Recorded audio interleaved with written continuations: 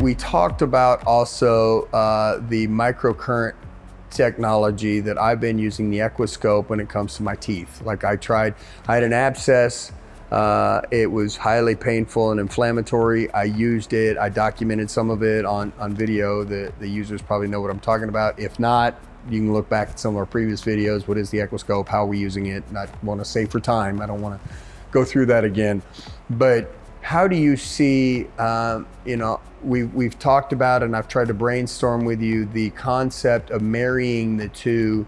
Will you share with me some of what thoughts you shared on how the electric side and what it does to the cell and opening it up for the reception of and that type of stuff? Will you share? Well, what's interesting about your Equus device, which I just met today, is the amount of control that you have. So that one machine interacts with things in 50 different ways, depending on the frequency that you set it at and the power. I don't know if you're aware, but you can suspend a particle in midair just using sound waves, right? Sometimes we want waves that will move things around. Sometimes we want electric shocks that will open what's called electroporate a cell so that things can get in. Sometimes you might want to kill some cells, because killing cells does create a regenerative effect, because the dead cells, now the body thinks that there's an infection, because that's the only time cells die, right?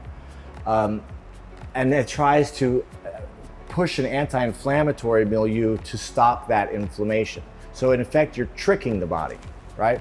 And so you get regeneration that way by killing cells. Other cells will move in to fix up the tissue. When you do that with exosomes in place, you get the regrowth of normal tissue. You might have heard of fibrin cartilage and hyaline cartilage. You want the hyaline cartilage, not the fibrotic, the fibroblast-based cartilage.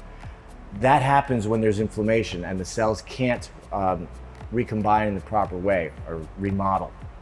So using these different frequencies, and you're gonna have to create a book with all the different uses of the different frequencies, maybe you already do that, you can do many different things. And in fact, you'll probably wanna use that machine on day minus 14 to do something, day minus 7. On day 0, you're gonna want a different frequency to do something else.